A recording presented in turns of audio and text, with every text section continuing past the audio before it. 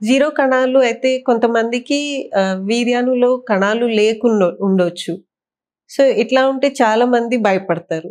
First and foremost ఒక్క report ప్రకారం మీకు పిల్లలు రావు అట్లా అంటే మనం ఎప్పుడూ డిక్లేర్ చేయలేం. సో, ఒకవేళ మీకు జీరో కణాలు అని వచ్చింది అనుకోండి, గివ్ సమ్ టైమ్. ఒక 1 మంత్ తర్వాత మళ్ళీ ఒకసారి కణాలు పరీక్ష ఇవ్వండి. అప్పుడు కూడా ఒకవేళ మీ కౌంట్ 0 వచ్చింది అనుకోండి, అప్పుడు please meet your doctor. So, ఈ జీరో కణాలు ఎందుకు అవుతది? జీరో కణాలు రావడానికి చాలా రీజన్స్ ఉంటాయి. First and foremost there could be a blockage. ఇప్పుడు బీజం నుంచి కణాలు ఉత్పత్తి రావాలి, అది బయటకి రావాలి అయితే ఒక చాలా పెద్ద ప్రాసెస్ ఉంటది.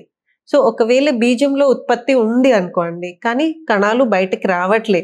So, there could be a blockage anywhere in the passage. ఇట్లాంటివి ఉన్నప్పుడు the treatment options are very good. So, బీజంలో కణాలు ఉంటే మనం బీజం నుంచి కణాలు తీసి దాన్ని ఐవీఎఫ్ పద్ధతికి వాడి వాళ్ళకి ప్రెగ్నెన్సీ వచ్చే అవకాశం ఉంటది.